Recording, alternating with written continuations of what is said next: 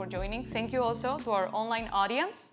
And I would like just to mention about what is it that we're going to be focusing at this event specifically.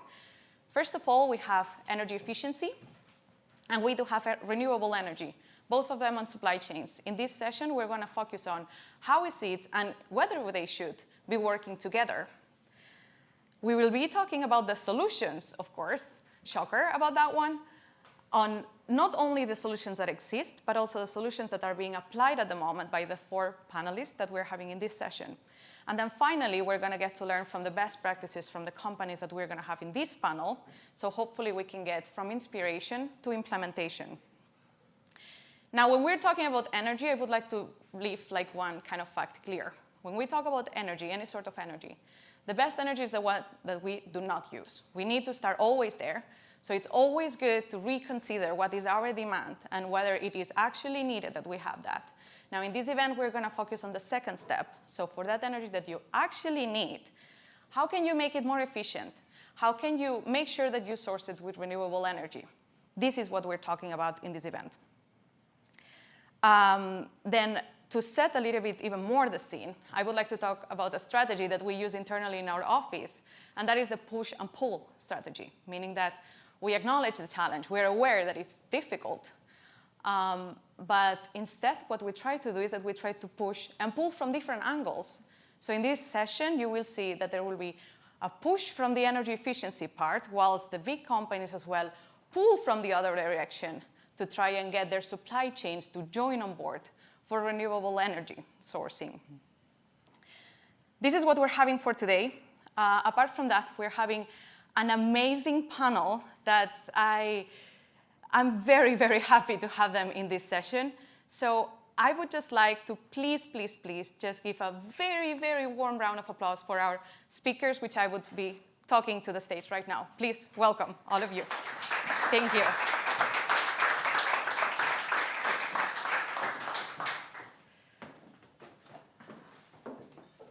Welcome. Thank you. Welcome to Solutions House. I would like to start asking you, you can all see, of course, our amazing panelists on the screen, but I would like to ask you if you could please, maybe Bessma, we can start with you, if you could just introduce yourself, the company you're representing, and in one line, what is it that it does? The company. Thank you, Laura. Yes. Really, really great to be here. The Solutions House always has such great vibes and energy, so I'm excited to be here this Climate Week. My name is Bessma Aljarbou. I head Supplier Carbon Solutions at Apple. And so at Apple, we have reduced our footprint by 45% since 2015, and that is part of our commitment to be carbon neutral by 2030. So what my team does is fully focuses on driving the supply chain down to carbon neutral by 2030. So that means transitioning our entire supply chain to renewable energy and then driving deep reductions through efficiency and direct emissions abatement. Great, thank you very much. Andreas? Yeah, my name is Andreas Ahrens, working at a company called IKEA. We do furniture and home furnishing, if you don't know. Then my work, or used to be, is to lead the global climate agenda for IKEA. Now I lead all strategic topics, but I'm still acting until I find my successor. So in line with our 1.5 commitment, we have set very specific goals for our value chain. And one of them, I think we'll talk more today, is the manufacturing of IKEA products, where we set the goal to reduce by 80% by 2030 as well, where we're close to reducing it by 40% already. And we have all the plans in place to reach the additional 80 or potentially even more as well. So I'll talk more about that and how we made that happen. Yes, we will. Thank you very much. Anna? Yeah, I'm Anna Celsing, and I'm Chief Sustainability Officer of the Alfa Group. And we have also set the targets to be carbon neutral by 2030 in alignment with the Perez Agreement and net zero by 2050. And that's the big part of my job, to make that happen together with our team and all our partners. And we're very much behind the scene of much that we rely on in our daily lives, like clean water, food, and energy, being technology leaders in heat transfer, separation, and fluid handling. Great, thank you very much. Last but not least, Maria Virginia. Yes, hi everyone, it's a pleasure being with you today. My name is Maria Virginia Dundas. I'm heading the Climate and Nature Sustainability team at Ørsted. Ørsted is one of the largest renewable energy companies in the world and the absolute leader in offshore wind, responsible for 1/3 of the total capacity installed out there. And what do we do in my team? Well, my team is actually responsible for overseeing all of the company efforts towards decarbonizing our supply chain. We're very well underway on decarbonizing our energy generations and operations. We will be essentially carbon-free on that regard in 2 years' time, in 2025. We've already reached 90% of emission reductions in Scope 1 and 2 already. So our next frontier, it is the supply chain of renewable energy projects, a very, very daunting task to do, something that will take a lot of time because to decarbonize our supply chain, we're dependent on decarbonizing some of the most difficult to abate sectors like shipping, transport, steel, and other materials and so on. And one of the key levers we've been working a lot in our supply chain and with our suppliers, it is on integrating green energy and green electricity in that supply chain. And we will be talking a little bit more about with the panelists today on that part. Yeah, great. Thank you all very much. So now you know a little bit of our panelists. And I would like, before getting more into the technical stuff, right, into the work, let's just bring it down to earth. Let's talk about you just for a second. So we all know sustainability work, it can get frustrating. It is something that it can get difficult from time to time. We have mentioned here some of the very, very ambitious targets that these companies have. Then from your personal perspective, and now maybe I'm taking, maybe take the cat off as, like CSOs, etc. Maybe Bessma, Andreas, Anna, Maria Virginia, what is it for you, a personal win that, from being in this journey, what is it something that maybe you can share with our audience here and on the online audience as well, of course? Bessma, would you like to start? Happy to start. Yeah, we do pour a lot of our hearts and souls and hours and waking hours into our work. We need to focus on scale, right? Time is of the utmost urgency, and the work that we do needs to scale, and it needs to live on way beyond us, and it needs to grow far beyond anything that we start to put in place. And so at Apple, we always say that we want to be that ripple in the pond. And so for me personally, it is seeing those little, what you start to put into the ground and see it really bloom and take and get legs of its own and go. So like an example of that is that, working with a supply chain manager at Apple and helping them work with their supplier to get that supplier to commit to 100% renewable energy. And then seeing them actually then hold their supplier accountable to those commitments, and then get every single other supplier, and then go get all of their other colleagues' suppliers. And that is just a really wonderful feeling that I get a lot of fulfillment out of. And it's the same thing with a supplier, right? That first moment a few years ago where you might approach them and say, I would like you to switch to renewable energy. And they might have asked, well, what is renewable energy at the time? But then seeing them grow through all of the training and all of the different education opportunities, and when you've connected them to really high quality solutions, but seeing them take their commitment to to you, and then they're applying it to the rest of their footprint. And then you see them start their own supplier clean energy program. So that is rewarding. It's just seeing how everything can move much faster. And if you put the right kind of effort and the right infrastructure in place, then scale can happen. Indeed, and I think that's very, very relevant also for those companies that have not yet started and that are in that point of the first step.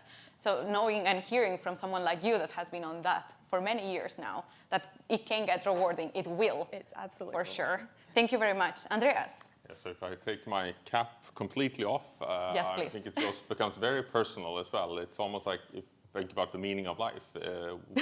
No, but what is the meaning of life if not to, by the time that we limit the time we spend with Earth, to leave it in a better place, or at least better, doing our utmost to make it a better place than compared to when we started. So I think working with sustainability, of course, here applied with climate, it's really connecting to the heart, which of course can also be a threat because it's easy to overwork as well. I mean, when you have a strong passion.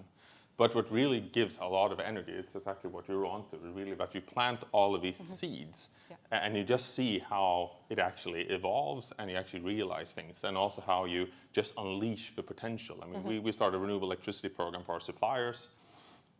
We actually didn't know how it would go. And within a year, we had contracts in place in China, India, and Poland. And we just unleashed forces within the company that could move mountains. That was so awe-inspiring. And that's what really makes me happy. But important to have a grit to just hang in there, because these things take time, but they will grow the seeds. Yes. And that will be a wonderful experience. Yes, thank you very much. Anna, would you like to add? I've also always wanted to work on sustainability somehow, and a couple of years ago I felt that very much getting kids, for example, and then couldn't find that company, so I thought of my own company, but it got lonely. So I looked again and found a company that actually at the core can make things happen. The more we grow, the better the world gets. And that was super important to me. And then to do that together in a team, not just solo, was very, very important. As you've all mentioned, that together do something and you see others taking lead and doing things you didn't even imagine yourself. You put the bar there and they put it up there. And I just got today, this morning, from our cluster president in Mid-East, a message where he showed a picture of this team making this workshop on sustainability together with Climate Fresk. And he just wrote down all the great findings they had found. And that's just one of those examples that makes me so happy and passionate about what I do. Great, thank you very much. Maria Virginia? Yes, I think echoing everyone's words, I think working with sustainability is about changing behavior, it's about doing the same things we've been doing for a long time, but differently. Differently because we want to have a world where our kids, where we can live and we can sort of stay in the same way that we have it today. We don't want this world to go wasted. And one of my big motivations, it is my son. I have a 10-year-old son. And I absolutely love when he talks to his friends about what kind of cars they want to have when they're older, right? And it's only EV cars, it's only electric cars. They don't talk about any other cars. And that's the kind of change that we need to see. It takes time, but that is the kind of behavioral change that we actually need to see. And in the work that we do and in the company that we work, it's a lot about that. And one of the biggest sort of things that I have seen in this role, it is that when we started, it's not a personal maybe win, it's like a team win.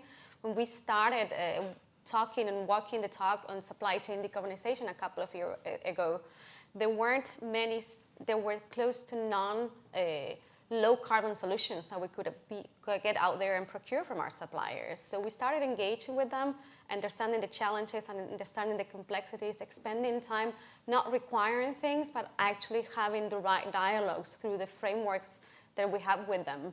And now, sort of, if you fast forward time, this June we launched the industry's most comprehensive and holistic a program to start building capabilities to deliver the net zero wind farms of tomorrow.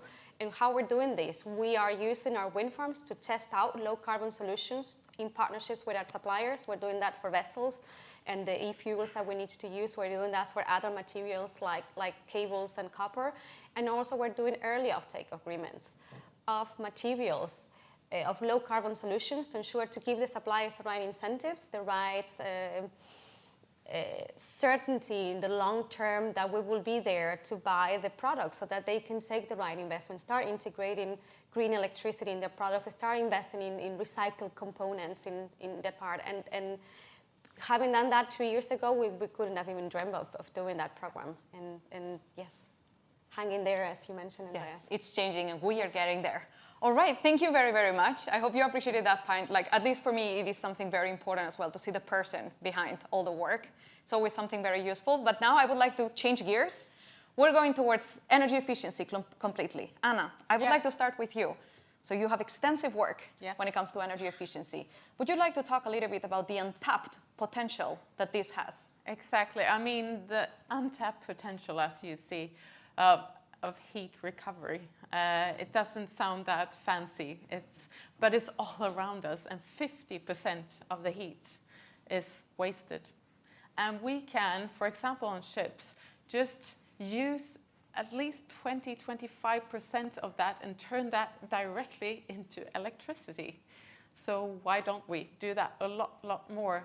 And there's so much potential in also using our equipment. We do heat exchangers, for example, turning that waste heat into more energy used in processes. And if you just do enough of service, then that could mean that we save 2.5% of the carbon emissions of the world. And that is very much an untapped potential that I think is so important that we work to visualize better. We work, for example, with Microsoft on AI solutions to optimize more, to use, because the best and most sustainable thing you can ever do is to actually use what you already have and do that maintenance. That might not be so much fun, but very, very important. Thank you very much. I was actually going to ask you about examples. You mentioned Yeah, the one with Microsoft, so thank you very much about that. Now turning just very quickly to Bessma. So I actually saw that last week, I think, was the 12th of September, have it here.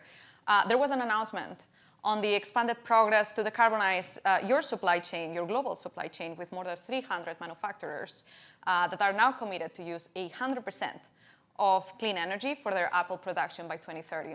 Then in the article, which I don't need to cite the entire thing, but it was mentioned that you were supporting your suppliers in doing so. Can you please explain how are you doing that? Yeah, we had some exciting announcements last week. So as you mentioned, we've been working with our supply chain for almost a decade. We now have 300 suppliers committed to using 100% clean energy for their Apple-related load. And those 300 suppliers make up 90% of our direct manufacturing spend. So we've been targeting all the right suppliers. And those commitments are about 20 gigawatts of commitments, of which we have about 14 gigawatts already online in the supply chain. And so you ask how we got there. It is really designing a holistic system that can scale. So I talked already a bit about how we engage the internal people at Apple, and we put systems in place to make it easy for them to work with the suppliers. Then we spend a lot of time educating and doing capacity building with our suppliers. We've developed very hyper-localized, this is how you do renewable energy in your market. We have partnered with industry associations and local NGOs so that the suppliers all have like a local place to go to learn about that. And we're taking that even further. We're donating all of those resources to what we hope will become a free resource for all corporates to access. So the capacity building has been very important, but also helping, I mean, there's so many barriers right now. We can talk about policy later, but helping suppliers figure out how to get connected to high quality solutions. And we've done, so we do that in every market. An example of that was back when we started in 2015 up until even 2018. In China, there really was not a good solution for companies to get renewable energy. And so we had been investing for our own footprint into wind and solar utility scale power plants. And we thought it was a really great solution. It worked for us. You get a return and you're able to help to invest in new power plants and renewable power plants. So we developed a fund for our suppliers that our suppliers could then invest. It's a $300 million fund that we have over 10 suppliers that dedicated their funding towards that. And it's investing in about 1 gigawatt of renewables. So it's the internal needs, it's the capacity building, it's the connecting to solutions, and we can get to policy later. Great, thank you very much for that, Bessma. And also something that I would like to mention, there are big companies here that we have on stage that of course, they have also the power, they have the capacity of being able to finance. And that is also something that we need to consider as well. We will also cover on solutions that you can do that might not require that financing part, but still there are things that can be done. I would just like to mention on that one. Thank you very much, Bessma. Maria Virginia, coming to you. Yeah. So you're coming from Ørsted. A very special case, I would say. You started one way, then you decided to change your complete business model and then we're going all clean. So I would like to ask you, what do you think is the role that green electricity plays in a company's journey to net zero? So for us, has been actually the reason why we transformed from being one of the most coal energy intensive utilities in the whole of Europe to the company that we are today. And that has sort of taken a whole of a decade. We did it actually much faster than what our senior leaders back then, a bit over 10 years ago, thought that we were going to do it in a way. And that talks about the power of daring to take the first steps, daring to sort of start on making the necessary changes. As you mentioned today, we're trying to start suppliers, get them to start looking at, and things will move much more faster than what you do. We are an example of a company have moved in our transformation from fossil fuels to green much faster than we could have imagined when we started our journey in the early 2010s. And the role that it has when we look at our supply chain has been actually the first key concrete lever that we've been working with our suppliers when it comes to the decarbonization journey. And why we did that, because as I mentioned, when we started some years ago, there was not a lot of really understanding and ability to sort of really go all the way into decarbonization. So we started saying, like, what about green electricity? Green electricity, it is a cost-effective solution available in most parts of the world, not everywhere, as you mentioned, but in most parts of the world. So how about we start looking at how can we integrate that? It won't get us all the way to net zero, but it's a concrete first step that we can do it.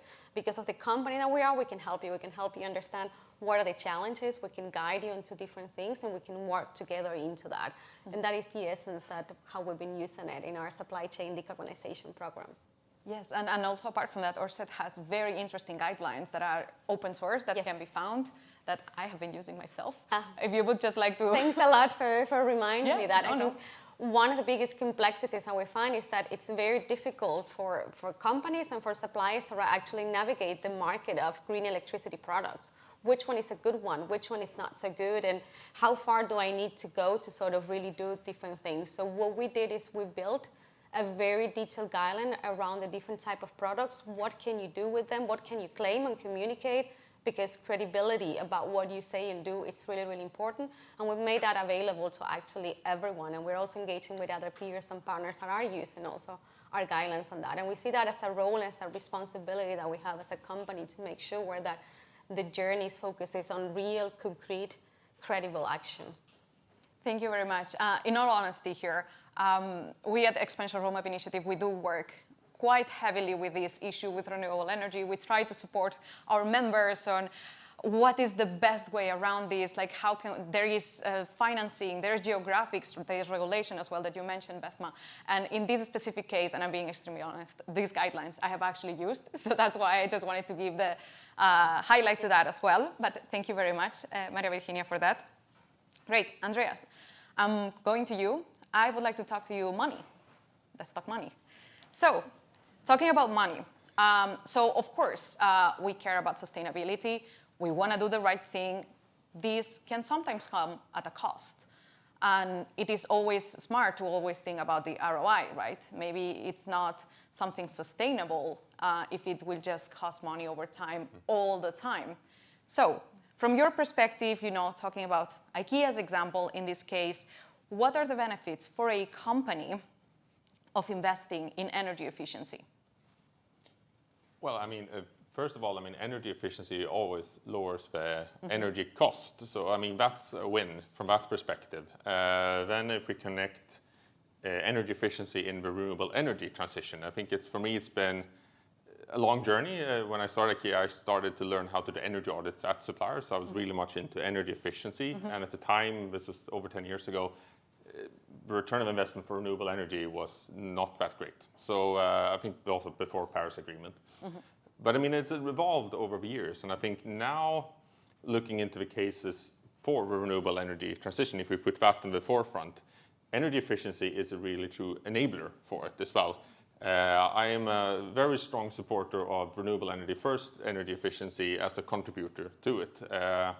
Because, I mean, say if you purchase renewable electricity, sometimes it can come at an additional cost, and then there's so much potential to save energy in terms of electricity. I mean, electricity efficiency is one of the maybe biggest strengths that exists. Same if you're investing, say, a new boiler plant for steam, for instance, and also heat recovery, very much needed. So then Alfa Laval, great company for that. So that also maybe helps to, even if, say, the heat generation might be more expensive, you can reduce maybe 10, 20% of that cost. So by combining renewable energy installations with energy efficiency, you can actually reduce the cost over time. So maybe there's a small bump in the road as well, but then over time you will be able to reduce that cost with energy efficiency. And combining it in that way, I think is really important, because energy efficiency easily becomes an action plan with like 20, 30 things to do every year, while as renewable energy, it's maybe 2 things. So that's why, I mean, it's really like milestone achievements for renewable energy. And if you then continually improve energy efficiency, it's kind of more like a yearly activity. You do a few activities and stepwise you reduce it. So that is really, I would say, a good combination of energy efficiency, and also why we provide a service towards suppliers to help them to do energy audits as well. I completely agree on that point, and that is something that I don't think we do talk about enough.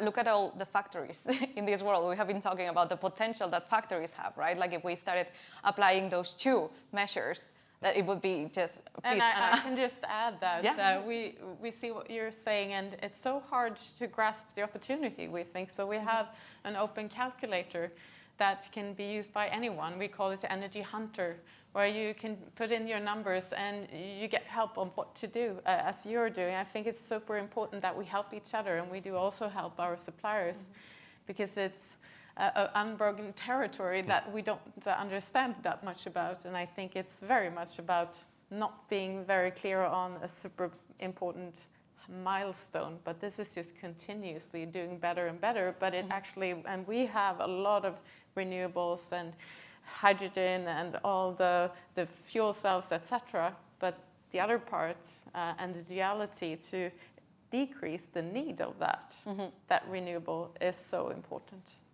Yeah, indeed.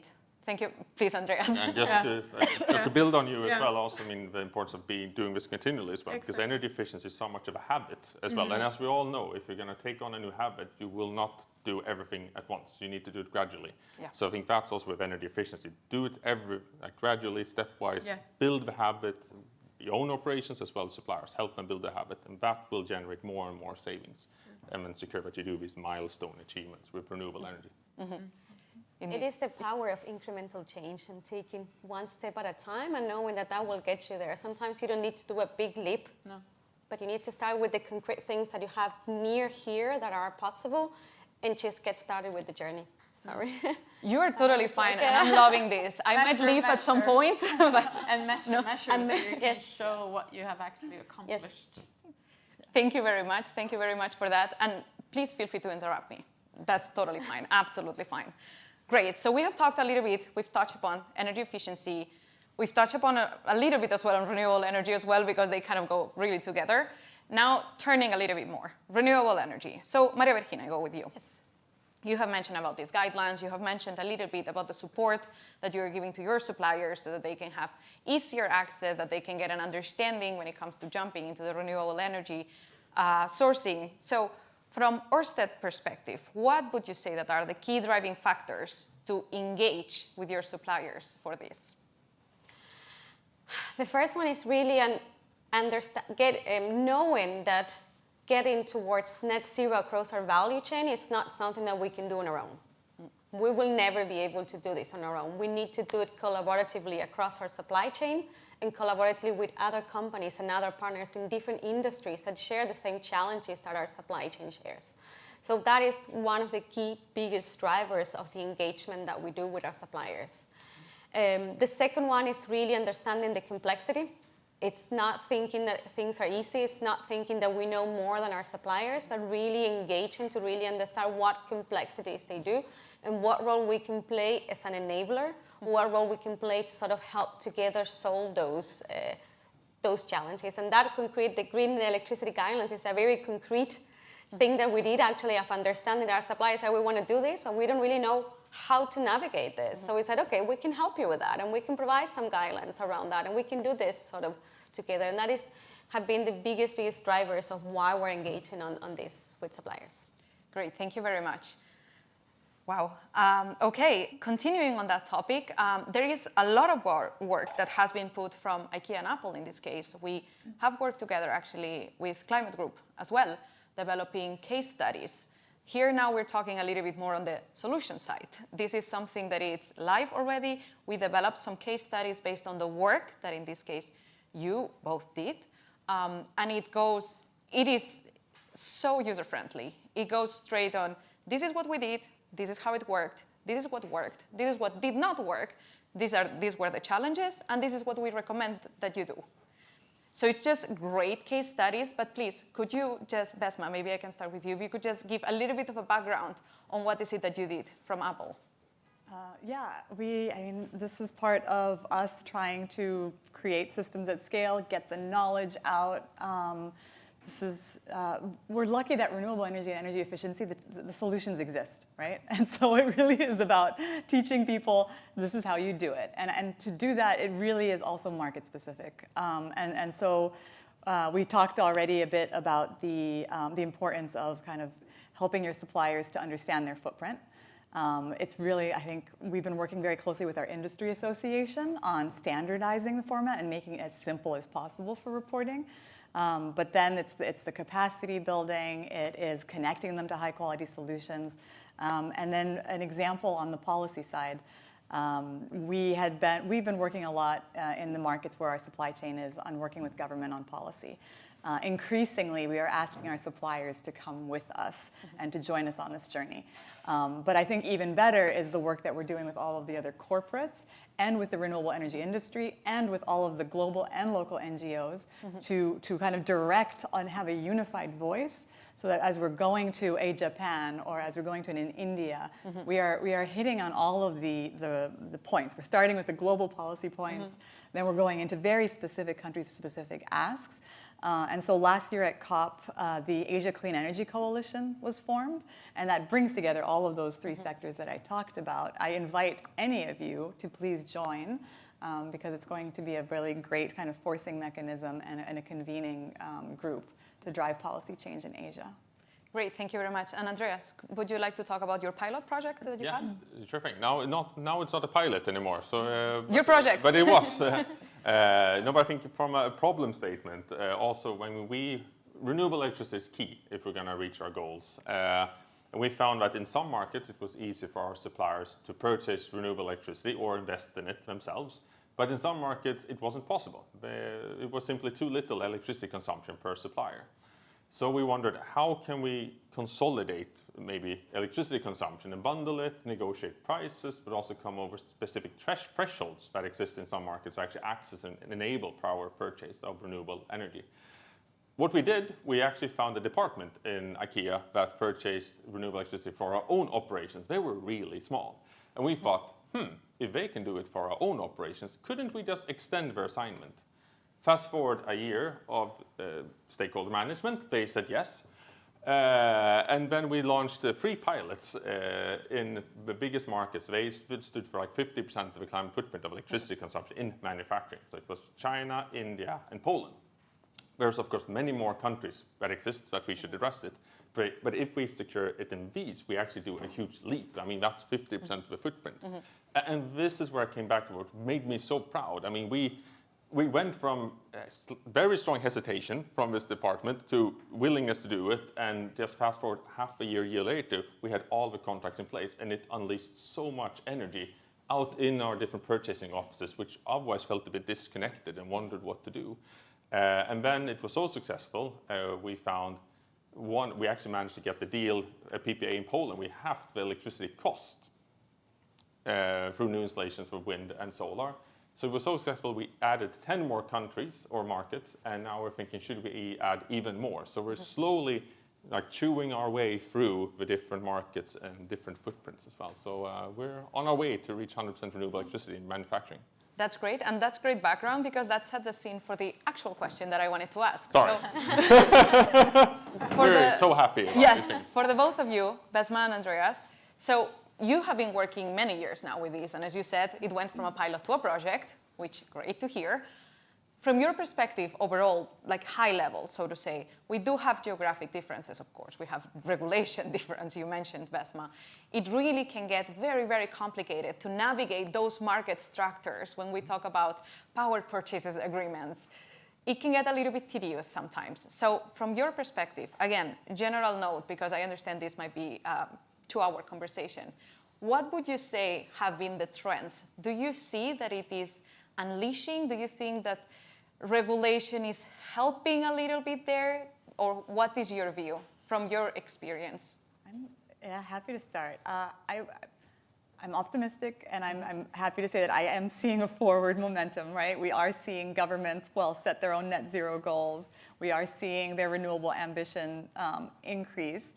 But I would also say with policy, it really does feel like it's 2 steps forward, 1 step back. With all of the other solutions we talk about, once they're gone, they're going. But policy, if it goes forward and then you look away for a second and all of a sudden you're back to square one, And so, I mean, we're really pleased in the markets, at least where our supply chain operate, like to see solutions in China. We're pleased to see that there's a green power trading program where there had been nothing a few years ago.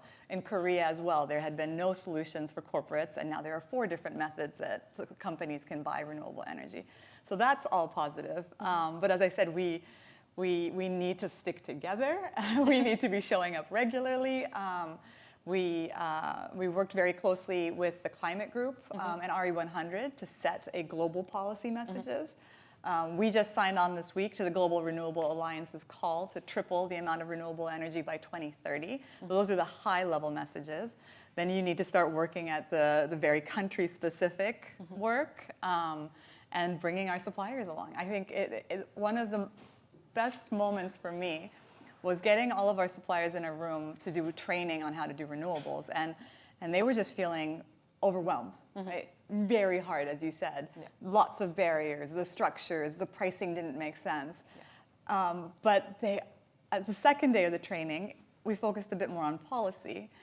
And they all realized it wasn't them. And they weren't alone. And that, I think, is like the aha moment and the part that I get excited about, because it's like, all right, we're now in this together. I'm not just here asking you to do something that is crazy. I'm here to support you. And this is a bigger thing that's beyond your own borders that we're all working to improve. Thank you very much. Andreas, would you like to add? I would also second the 2 steps forward, 1 step back, because, I mean, it can change regulations and policies. One thing that was also important is to know what are the policies, regulations that are hindering you as well. So I think when we do these projects, it's very important as a success factor that we're driven locally in the markets where you want to achieve it, so that you're not driving it from a group function centralized, because these regulations will be in the local language. And my Mandarin and Vietnamese is not that great. So we need actually people who are in those markets to drive this change, because then we also pick up what are the obstacles, so that we can also engage from a regulatory affairs to actually address it. And in many cases, maybe we are too small, and then we need to join forces and form like coalitions and actually apply, you say, pressure or start to really influence to make a change as well. So I think that's really also important for the deployment as well. I just realized you have 3 members of the Asia Clean Energy Coalition up here. I hadn't realized Maybe that one before. We do need that too.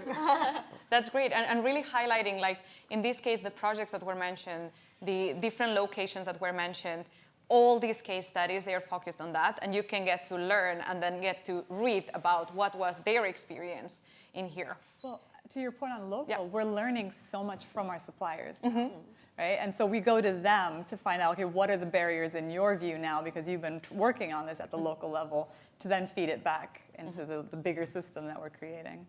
At the end of the day, that's what happens, right? Like, is this like, once you start putting the pressure, like eventually suppliers, they feel it, right? So then they start mobilizing, and then if they mobilize from the right, and then they mobilize from the left, and then they have, in this case, I don't know, 4 different companies that are asking for the same, then it's, oh yeah, maybe I need to do this. Maybe there is no way around it. Well, and your point on like sharing case studies, it's interesting to be at our position and seeing a supplier that's able to do something in a market, and then quickly be able to share that with everyone else and say, all right, this is how it's done. And then we need to be doing that across all companies and industries, is taking those best practices and quickly saying, this is someone was successful. Let's do this. And helping each other is so important for us. Just doing those workshops that you both mentioned, to get to feeling that you're not alone in this complexity. That's super important, I think. Indeed. And also building on the point how to make it easier for the suppliers. We talked about 4 companies applying pressure. Also important is when I would say when you do these type of projects, always secure the total electricity consumption of the entire supplier factor. Because if IKEA secures our 10%, you secure 20, you 20, and then you have the remaining 50. Then we might have 4 different approaches to secure this, which I mean becomes it's already tough for a supplier. So I think go in a bit with I would say, not altruism, but generous approach, because then you also have a larger societal effect. Because I mean, if you're going to buy it for a certain small part of the factory, you might as well do the whole thing. And then you work with energy efficiency once again if there's added costs. So that's also very, very important to make life easy for the suppliers. I couldn't agree more. Sorry, were you going to add something? I don't want to interrupt. Okay, if not, I was going to add that I just need to add the point there. So you're talking now a little bit also about the problem of supplier engagement. We had an earlier session on that, a great session, by the way. And it's so important what Andreas is mentioning. And we do have also a guide, of course we do, on Supplier Action Guide. And it's, of course, free of use, open source. You're more than happy. We would be more than happy for you to use it. And this is one of the approaches that we're taking. You need to be generous. You cannot keep asking specific information. No, you need to think what are the others thinking. You need to be in local alliances, in local working groups to get an understanding of how are these things being done at the moment so that we can just add on to that as opposed to just work independently. So that's indeed a very, very important point, I would say. Great. I would like now, I'm again changing here. So I would like to do a little bit more of a fire round, if one might say. This is something that we tend to do at Exponential Roadmap Initiative because we like kind of like the key messaging that it comes and gets highlighted. So we would like to talk about challengers and blockers, and we would like to talk later on enablers and solutions. So if that's okay for you, I would like to start from this side, Maria Virginia. Yeah. And if that's okay, we can first only cover in terms of challenges and blockers. Again, we're talking energy efficiency, we're talking renewable energy access, always in supply chains. What would you say that are the biggest blockers from your perspective? I think, as I mentioned, there is no one solution fits all. We have suppliers all over the world, and the ability to be able to convert to renewable electricity or to renewable energy varies quite a lot. The maturity that suppliers have in the different components that we sort of source for our wind farms varies quite a lot. And how do you navigate that? And how do you get people moving? Because we have one date, one end date, right? So that is one of the big challenges that we have. The second one, I think it's been mentioned, and you've been doing the spoiler alert, it's the whole policy and enabling piece around that. So how do we ensure that there is a good, conducive enabling environment to ensure that suppliers feel very comfortable to sort of transition to low carbon emissions, to low carbon solutions? We play a role as a buyer, we play a role, as everyone has been mentioned here, as an enabler, as creating the demand, providing the incentives, providing the supports that they need, but we ultimately also need policymakers to do the same. And I'll pause there. Thank you very much. We're continuing. Anna. Yes, I would say that, again, we also have this global spread. There's thousands and thousands of suppliers. And how can we make sure that we help them in their local environments? That's a super tough blocker for us to make it happen. Also, how do they can we ensure that not only us but others give them the green premium for the increasing of cost? They could say that we want, but everybody else in their environment, their customers, doesn't. Will they still do that? It's not that easy. So, and I can just echo everything you've said also, to create the awareness for everybody how important it is, because we need to ask our suppliers, do you have a science-based target or do you have a net zero target? Because they don't always do. And is there an incentive and an understanding from their leadership that this is important? And that varies very much around the world. Yeah, indeed it does, yes. Unfortunately. Andreas? This will be tough for me because we're talking about challenges without talking about opportunities. Tough because that's where you find opportunities. But if we think about just the challenges, we have buckets of energy efficiency, renewable electricity, and renewable heating. Energy efficiency, biggest obstacle, the amount of actions and how to prioritize them, because it easily becomes a long list. Much potential exists. Renewable electricity, combination of policies, regulations, but also, even if you have an offer, how do you actually get the supplier to hook onto it? So you kind of still need to enforce it a bit. Yeah. And then when it comes to renewable heating, it's investments. And right now, I think based on a lot of volatility that's been all gone in the 20s, it's not been a perfect decade, to say the least. There are many good investments that need to be done, but of course there's a lot of insecurity from a financial perspective. So in many cases, we've found the technology we want to invest in, but of course that adds a loan, it adds cost. So should you do it if there's uncertainty of economy? That's actually a big blocker right now. And then we've been moving to phase out coal, we're a good approach it. Now we'll phase out natural gas.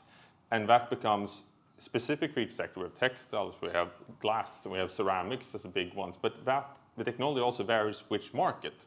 So it's almost like a whole matrix solution that we need to have specific project for a specific production category in a specific market. And that, of course, adds complexity and adds amount of projects. But still confident we'll do it. But you need to break it apart.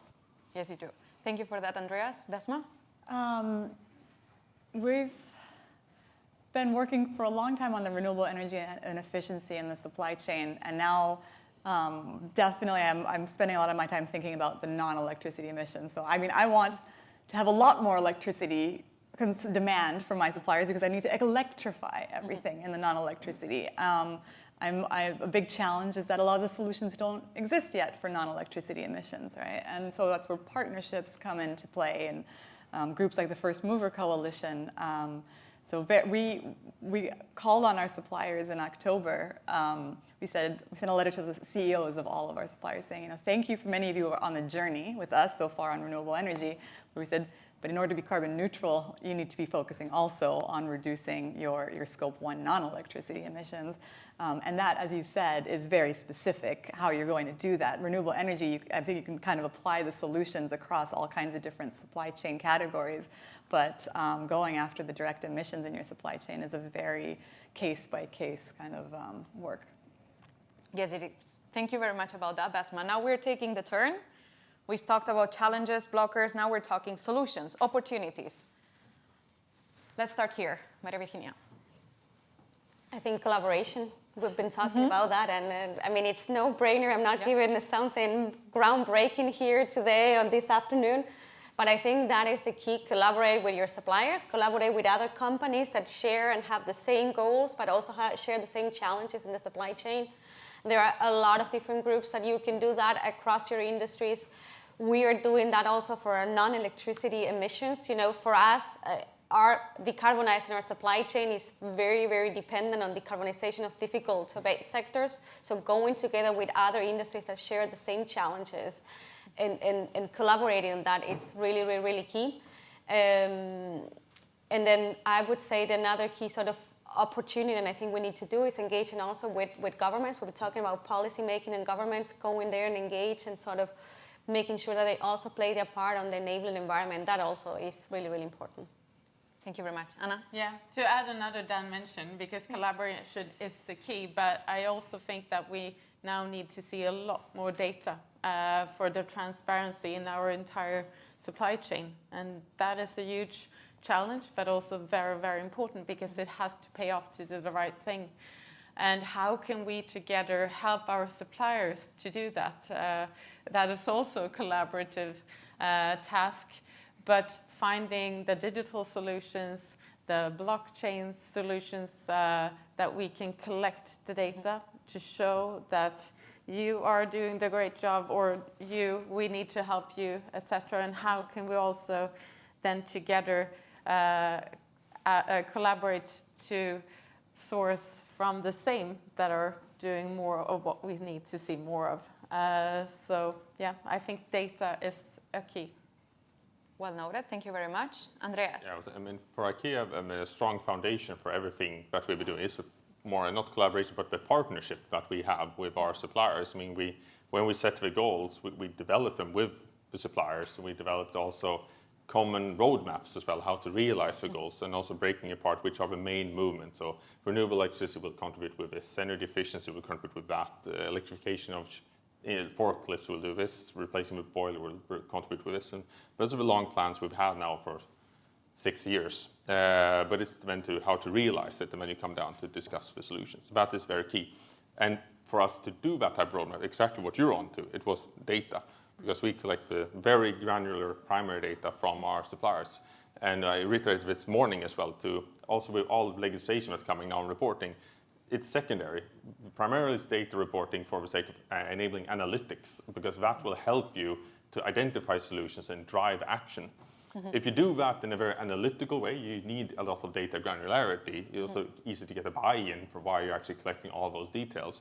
And then if you do that, you will either completely pass the reporting requirements or just add in a few things, and then you're safe. So really think about analytics first, legislation secondary. Both need to done. But if you only go for data reporting from legislation, you'll have very dumb and shallow models, to say the least. In order of priority. Yes. Yes, understood. Bessma. I completely agree with everything It's so easy to be last, right? everyone said. Maybe I'll share, so the last few years we've been reporting our progress at the corporate level. And last week was the first time that we announced our carbon neutral product, our first carbon neutral product, right? And that's the Series 9 watch. And I say that has been, as a product-driven company, that is a great galvanizing kind of force for everybody in the company and for the suppliers as well to say, oh, now I wasn't looking at your corporate carbon footprint, but now I understand what you're doing and I understand why you're coming to me, right? Because we said, all right, we're using 30% recycled materials. So the supplier's like, that's why you're asking me for recycled materials, right? We're using 100% renewable energy in the manufacturing of this watch and to cover the product use of it. And so translating that up to the product level has been quite galvanizing. And I mean, we just announced it last week, so it'll be really, I'm very curious to see how that reverberates within our supply chain and how it gets them to be more excited about what we're doing. Definitely. Okay, so I am getting a ton of questions from the online audience because, of course, we're live streaming this one. So here's my proposal. I do have one last question from myself, but I will keep that to the very end. I'm very aware that we're only a few minutes to go. We have a bunch of people here as well, but we're going to have the opportunity to also talk to the panelists as soon as we finish. So I would just like to add maybe a couple of them. There is one question on the case studies, and I will just quickly say that because there is someone very interesting asking a bunch of questions about them. So please, if you could just refer to exponentialroadmap.org. We do have the 4 case studies listed there under renewable energy and supply chains. As mentioned, we have the IKEA case, we have the Apple case, we have an Airbnb case, and we have a Nike case. So please feel free to go there, and any questions, please do get in touch with the team. Then I can take another one, and maybe I'm just throwing it out there, and whoever wants grabs it. So they're asking on cost premium. How do suppliers react when there is a cost premium attached to what you are asking them to do?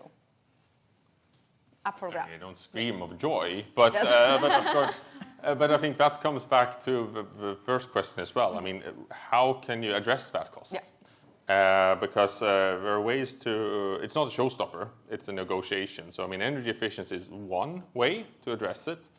You can also have capacity commitments. You promise to buy a bit longer than you were otherwise thinking, because you also give financial stability to the supplier. And then maybe as a return, they can better negotiate the deals with the bank, which will offer the loan to them as well. And of course, also then it's also some costs. How big is it for the totality, both for the product they sell and or manufacture, or their total cost as well? So just because it's larger doesn't mean it's a showstopper.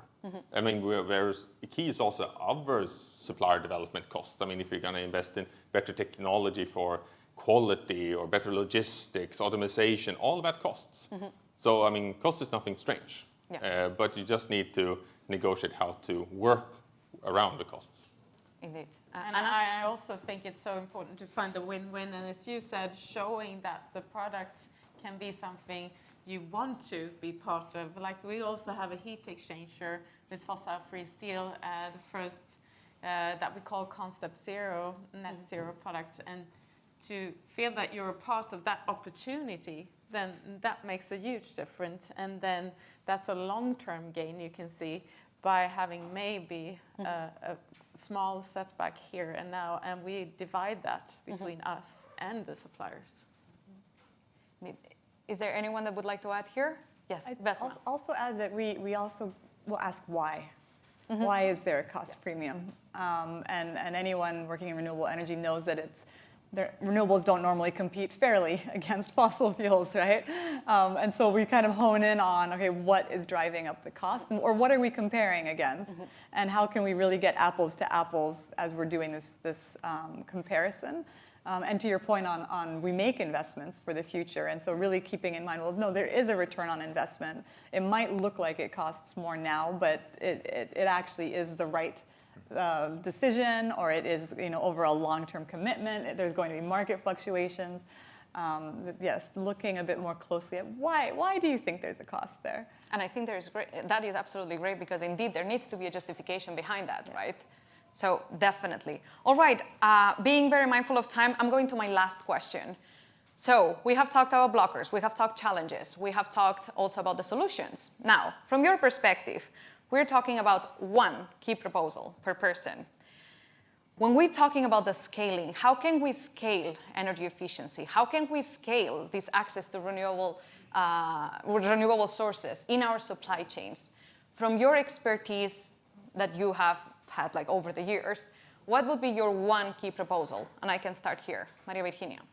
Partnership, understanding our role as a buyer, what we can do to incentivize through early offtake commitments, long-term commitments, helping our suppliers make their investments and transition to green energy bankable, what they need to do.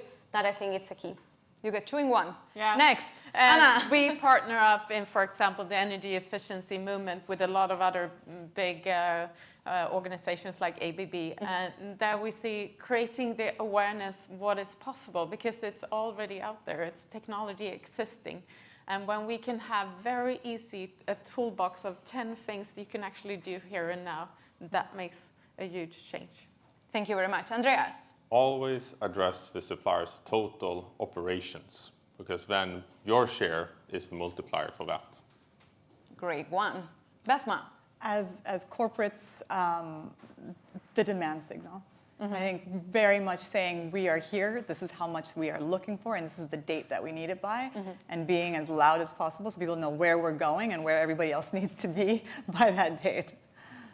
Okay, great. Thank you very much, and we take all of that with us. Having that said, it is 2:31 right now in New York, so I would like to, first of all, thank our panelists. Thank you so much for joining us in Solutions House. Please, a warm round of applause for our panelists. Thank you so much. This was absolutely great. Thank you also for our audience here. Thank you also to our online audience. Please, if you sent questions that I know you did, we could not answer, please do not hesitate to send them by email. We will try to reach out to you with an answer. And having that said, once again, thank you all very much. Do not forget to use the hashtag SolutionsHouse2023. It's always great. And that's all for today. Thank you so much.